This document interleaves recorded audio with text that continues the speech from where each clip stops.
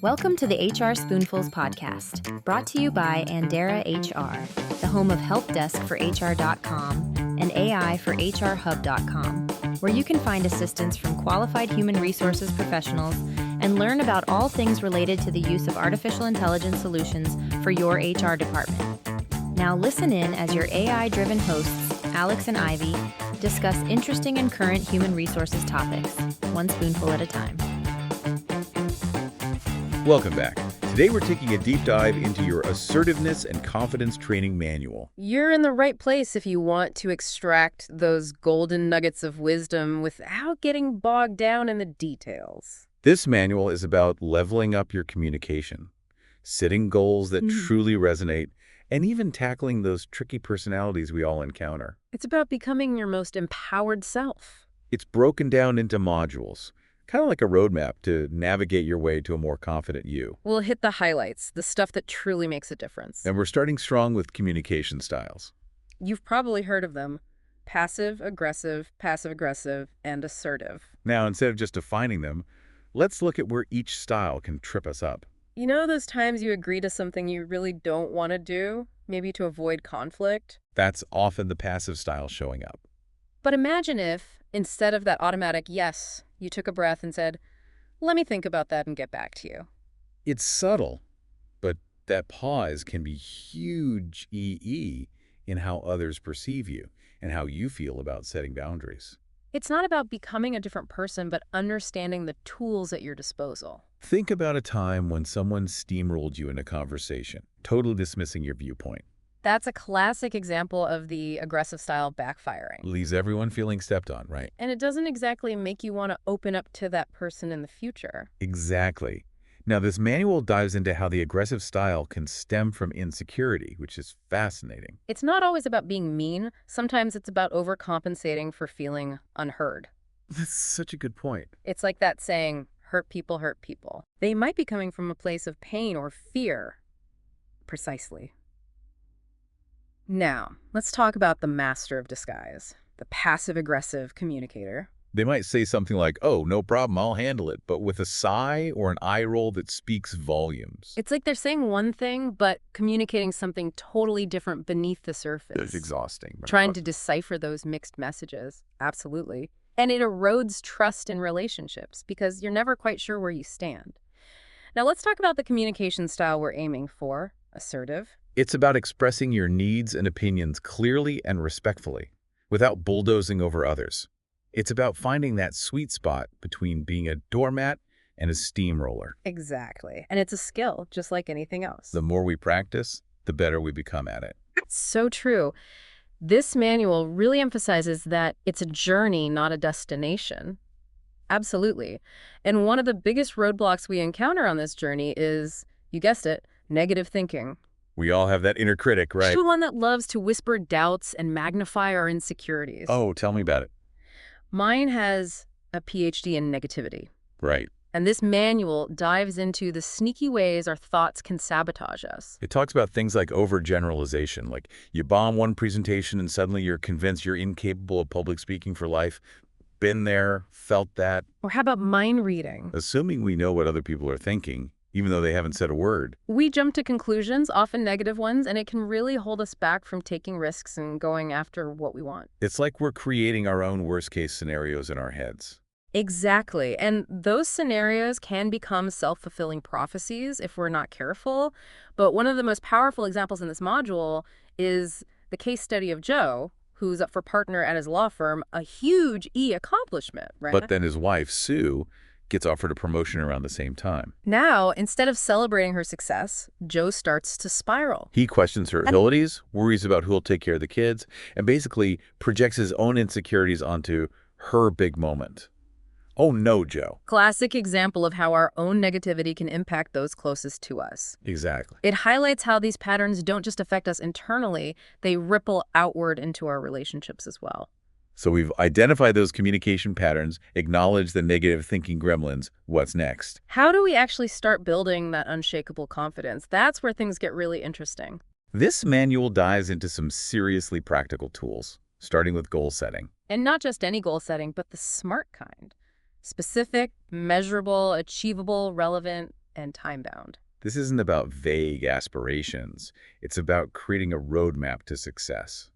I love that, a roadmap. Because it implies there's a path, a way forward, even if we can't see the entire journey laid out in front of us. Exactly. And it's about taking those big, maybe overwhelming goals and breaking them down into smaller, more manageable steps. So instead of saying, I want to be more confident, we're saying this week, I'm going to speak up in one meeting where I normally stay quiet. Exactly. And that's something you can measure, right? You either spoke up or you didn't. And if you didn't, that's okay. It's an opportunity to reflect on what held you back and try again next time. It's about progress, not perfection. This manual shares a story about a guy named Drew, who swears by writing down his goals. He says the simple act of putting pen to paper makes him way more accountable. There's something about externalizing our goals, making them real in the physical world, that seems to increase our commitment. Absolutely. And here's something often overlooked in goal setting: relevance. It's not just about ticking boxes. It's about aligning those goals with what truly matters to you. Otherwise, it's just a to-do list that doesn't light your fire. That's such a great point. No point in chasing someone else's definition of success. But speaking of fueling the fire, Module 6 introduces this awesome concept of positive self-talk. It's about giving that inner critic a run for its money. Right. It's about consciously replacing those negative thoughts with more empowering ones. Instead of, I'm going to mess this up, it's, I'm capable of handling whatever comes my way. It's like retraining our brains to focus on the positive instead of defaulting to the negative. But I'll be honest, sometimes it feels a little cheesy. Like, am I supposed to walk around with affirmations plastered on my bathroom mirror? You don't have to go full-on Stuart Smalley, but finding what works for you is key. Maybe it's a mantra you repeat during your commute, or a sticky note on your computer screen. The key is to find ways to inject those positive thoughts into your day consistently. It's about creating new neural pathways, right? Replacing those well-worn paths of negativity with something more empowering. But how do we take this inner work and make it, work for us in the real world? That's where modules 7 and 8 come in. They're all about the power of presence, those often overlooked cues that can make or break how others perceive us. Okay, so let's dive into that. I'm ready to unlock my most confident self. Get ready to step onto the stage of life, because presence is all about how we show up in the world. Lights, camera, action. I'm ready for my close-up. Think of it this way. We're always communicating, even when we're not saying a word. Our body language, our energy, even our choice of clothing sends a message. It's like we're broadcasting on a nonverbal frequency. Yeah, exactly. Yeah. And those first impressions, they're lightning fast. This manual throws out a stat that's hard to ignore. It takes less than 30 seconds for someone to form an opinion about us. 30 seconds. That's barely enough time to grab a cup of coffee. It highlights the importance of being intentional with the message we're sending, especially in those initial moments of an interaction. So it's not just about what we say, it's about how we say it, right? Absolutely. And that includes those nonverbal cues we might not even realize we're giving off. Let's start with eye contact. We're not talking about an intense staring contest. But maintaining appropriate eye contact shows you're engaged, present, and confident in what you're saying. It's like that saying, the eyes are the window to the soul. When we're feeling confident, it shows in our eyes. Exactly. And speaking of reflecting confidence, let's talk about posture. Imagine an invisible string pulling you up from the top of your head. Lengthening your spine. Good posture not only makes you look more confident, but it actually makes you feel more confident too. It's like striking a power pose from the inside out. Yeah. I dare you to slouch over and try to say, I've got this, with any real conviction. It's just not possible. Our minds and bodies are so interconnected. When we physically embody confidence, it impacts everything we do. So, eye contact, posture, check and check. What about those pesky hand gestures? The key here is balance. We want to use our hands to emphasize points, to add a little extra something to our message, but we don't want them to steal the show. This manual actually calls out excessive or unrelated movements as a major distraction. It's like trying to have a conversation with someone who's doing jumping jacks impossible to focus. Exactly. Think of your hand gestures as the supporting actors, not the lead role. Subtle, but effective. Now, before we move on from this whole looking the part thing, this manual throws out another truth bomb. First impressions are heavily influenced by, you guessed it, our appearance. And this isn't about fitting into some unrealistic mold of what's professional or stylish. It's about presenting ourselves in a way that aligns with our values and makes us feel good. Because when we feel good, We radiate confidence. It's like our clothes are a form of self-expression that can communicate who we are and what we stand for. Exactly. And let's not forget the power of a good handshake. It's like the original icebreaker. We've all experienced those dreaded dead fish handshakes. You know, the ones that feel like you're shaking hands with a wet sock. Not exactly a confidence booster. Not at all. But then there's the other extreme, the bone-crushing handshake that leaves you wondering if your fingers are still intact. Ouch. It's about finding that sweet spot, isn't it? Yeah. A firm, confident grip that conveys both warmth and strength. Exactly. It's about finding that balance, just like with so many things in life. Balance is key. Now let's shift gears from the visual to the sonic element of presence. Our voices. Because our voices can be just as expressive as our body language, conveying not only our words, but also our emotions and our confidence. Absolutely. I love how this manual encourages us to think of our voices as instruments that we can fine-tune and develop over time. It's like we're all conductors of our own personal orchestras, and our voices are the instruments that carry the melody of our message. What a great analogy. And just like any instrument, our voices need a little TLC to perform at their best. This manual provides practical tips on everything from breathing techniques to staying hydrated. These are simple things we might overlook, but they can make a world of difference in how we sound. It's those small details that often make the biggest impact.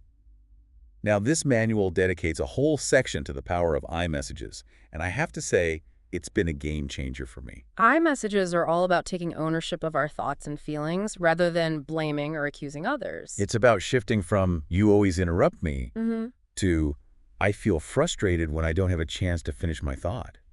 See the difference. It's huge. One is an attack, the other is a clear and assertive expression of your feelings. But why are iMessages so effective, especially in difficult conversations? When we use iMessages, we're less likely to trigger defensive in the other person.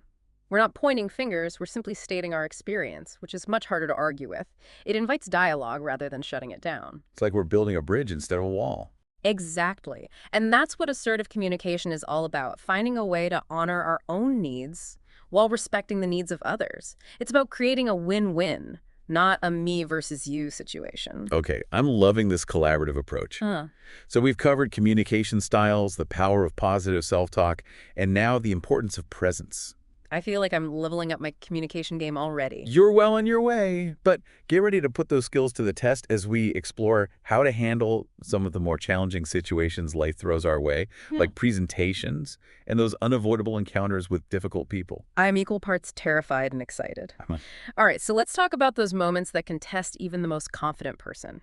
Presentations. Yeah, for sure. Picture this. You're in a room full of colleagues. The projector beams your slides onto the wall, and all eyes are on you. It's that feeling of being in the spotlight, knowing that your words and your presence have the power to inform, persuade, even inspire. It's no wonder presentations can feel so high stakes. Absolutely.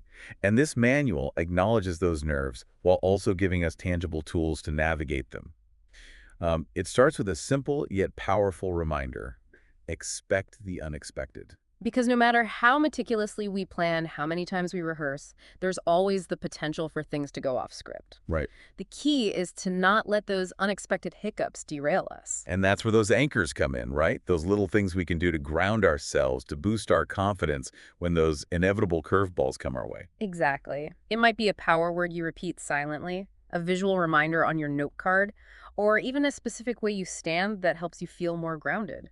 It's about having those tools in our back pocket, ready to deploy when those nerves start to creep in. And remember, it's not about aiming for perfection. It's about embracing the unexpected as part of the process and trusting ourselves to adapt and adjust. That's a great way to look at it. Now, let's talk about those interactions that can really test our assertive muscles. Yeah. Dealing with difficult people. We've all encountered them, those individuals who seem to have a knack for pushing our buttons and derailing our best intentions. It's important to remember that we can't control other people's behavior, but we can control how we respond. And one of the most powerful tools we have in those situations is, you guessed it, active listening. It's amazing how often active listening comes up as a communication superpower, right? Yeah. It's truly the foundation of effective communication, especially when things get tough. Because when we actively listen, we're showing the other person that we respect them enough to hear them out, even if we don't agree with everything they're saying. Right. It's about creating that space for understanding, even when it's hard. But let's be real, sometimes our inner voice is screaming, "Are you kidding me?" How do we stay present and actively listen when someone is pushing our buttons? It takes practice, there's no doubt about it. And sometimes it means taking a beat, a moment to collect ourselves before responding. But this manual offers a really helpful tool for those extra challenging interactions. Note-taking. No, I know what you're thinking. Oh. Note-taking. Oh. That sounds a little formal, doesn't it? Not necessarily. This isn't about taking minutes during a board meeting. It's about jotting down observations and reflections after a difficult conversation. So it's like a debrief with ourselves, a way to process what happened and identify any patterns or triggers. Exactly. Because when emotions are running high, it's easy to miss those subtle cues. But when we take a few minutes to reflect, we often gain valuable insights that can help us navigate similar situations more effectively in the future. It's about becoming a student of our own experiences, constantly learning and evolving. And you know what pairs beautifully with note-taking? Writing out our communication in advance, especially for those conversations we anticipate being challenging. Now, that might seem a little old school in today's world of instant communication, but I'm intrigued. Tell me more. When we take the time to put our thoughts down on paper, we engage a different part of our brain. We're forced to slow down, to think things through more deliberately, and to choose our words carefully. It's like we're hitting the pause button on our emotional reactions and giving ourselves the space to craft a more thoughtful and intentional response. And here's the thing. When we communicate in writing, we eliminate all those potential distractions of tone and body language that can so easily lead to misunderstandings. It allows our message to be received with clarity, free from any unintentional interpretations. It's about creating that clean line of communication, ensuring that our message is received as intended. Exactly. And that level of intentionality is a powerful tool in our assertiveness arsenal. So much of this work, it seems, comes back to self-awareness, taking the time to understand our own communication patterns, our triggers, and our strengths. Absolutely. It's about becoming more conscious communicators, both with ourselves and with the world around us. This deep dive has been such a valuable reminder that assertiveness isn't about being aggressive or domineering. It's about showing up authentically, honoring our needs, and respecting the needs of others. It's about finding that balance between speaking our truth with confidence and listening with an open heart. It's about recognizing that our voices have power, and that by embracing our assertiveness, we unlock the potential to create positive change in our lives and in the world. And sometimes that quiet act of courage is all it takes to set extraordinary things in motion. What a great note to end on. It's been a pleasure diving into this manual with you. Until next time, keep exploring, keep learning, and keep those I statements coming. Thanks for listening to HR Spoonfuls. For more episodes like this one, drop by helpdeskforhr.com or aiforhrhub.com and subscribe to our newsletter to receive HR updates and notices when new podcast episodes are posted. We hope you enjoyed the conversation and will join us again soon.